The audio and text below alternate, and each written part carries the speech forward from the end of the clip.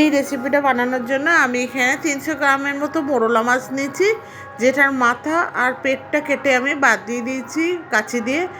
এবার ভালো করে ধুয়েও নিয়েছি। এবার এখানে নুন আর হলুদ দিয়ে আমি মাছটাকে ম্যারিনেট করে রেখে দেবো। এখানে হলুদ দিয়ে দিলাম, নুন দিয়ে দিয়েছি, আর দিয়ে দিচ্ছি 2 চামচের মতো কাঁচা সর্ষের তেল। বন্ধুরা প্লিজ স্কিপ না করে দেখার অনুরোধ রইল, আপনারা কেউ স্কিপ করে দেখবেন না প্লিজ। এবার দিয়ে দিচ্ছি এখানে 1 চা চামচের থেকে বেশি একটু লাল লঙ্কার গুঁড়ো।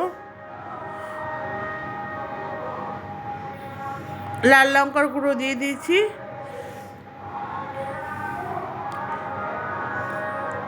দিয়ে মাছটাকে আমি ম্যারিনেট করে রেখে দেবো। এবার আমি এখানে নিয়ে নিচ্ছি রাঁধুনি, 1 থেকে 1.5 চামচের মতো রাঁধুনি নিচ্ছি। আপনারা সবাই অন্যরকম করেন, আমিও অন্যরকম করছি। সবার রান্না একরকম হয় না, সুতরাং আপনাদের অনুরোধ করছি প্লিজ শেষ পর্যন্ত দেখুন। এখানে দেখুন রাঁধুনিটা আমি প্রথমে জল না দিয়ে গুঁড়িয়ে নিয়েছি। এবার আমি এখানে 1 টুকরো আদা দিয়ে দিলাম, দিয়ে আদা আর রাঁধুনিটা একসাথে আমি পেস্ট করে নিয়েছি। এবার এখানে একটা পেঁয়াজ আমি বড় বড় করে কেটে নিয়েছি, নিয়ে পেঁয়াজের টুকরোগুলো আমি এখানে দিয়ে দিলাম। আর এবার যে আদা আর রাঁধুনির যে পেস্টটা বানিয়েছিলাম সেই পেস্টটা এখানে দিয়ে দিচ্ছি। অনেকে আপনারা জিরে ধনে গুঁড়ো ইউজ করেন মানে এই মাছটা বানানোর জন্য, আমি কিন্তু আজকে এখানে রাঁধুনি বাটা দিয়ে বানাবো। সুতরাং আপনারা রাঁধুনি বাটা দিয়ে এই মোরলা মাছের ভাপা বানিয়ে দেখবেন, ভীষণ টেস্ট হয় খেতে। এবার এখানে আমি 1/2 চা চামচের মতো ধনে গুঁড়ো দিয়ে দিলাম।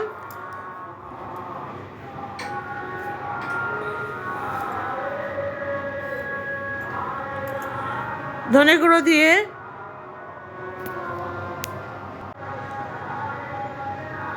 আর 4-5 কোয়া রসুন আর 4-5টা কাঁচা লঙ্কা দিয়ে আমি ভালো করে এটাকে ম্যারিনেট করে নিচ্ছি।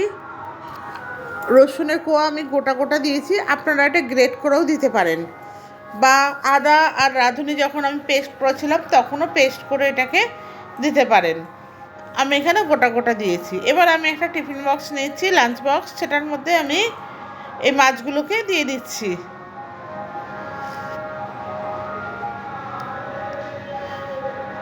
পুরো মাছটা আমি এর মধ্যে দিয়ে দেবো।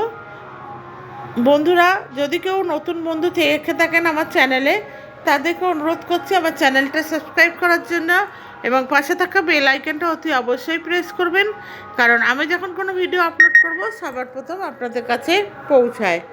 আর যারা আমার মানে চ্যানেলটাকে অলরেডি সাবস্ক্রাইব করে রেখেছেন তাদেরকে অসংখ্য ধন্যবাদ আমার চ্যানেলটাকে সাবস্ক্রাইব করার জন্য। আর ফেসবুক পেজ থেকে দেখে থাকলে আমার পেজটাকে ফলো করার অনুরোধ রইল।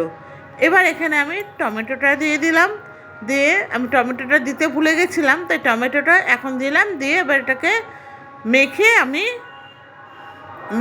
লাঞ্চ বক্সের মুখটা বন্ধ করে দেবো।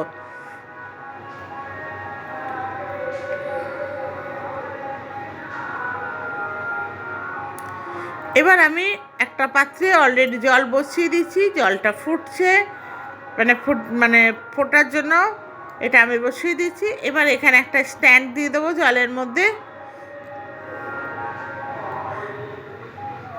দিয়ে এবার টিফিন বক্সটা যেটার মধ্যে মোরলা মাছটা মানে ভাপাটা করব সেটা বা মেখে রেখেছি সেটা আমি এখানে দিয়ে ঢাকনাটা দিয়ে দিলাম, দিয়ে মিনিট 10-এর মতো আমি রান্না করব। আমার হয়ে গেছে, আমি গ্যাসটা অফ করে দিলাম, দিয়ে এবার আপনাদের আমি এটা খুলে দেখাবো। দেখুন বন্ধুরা, আমি গরমটাই খুলে দেখাচ্ছি, কত সুন্দর হয়েছে দেখতে। ঠিক যত সুন্দর দেখতে হয়েছে তত সুন্দর খেতেও হয়েছে।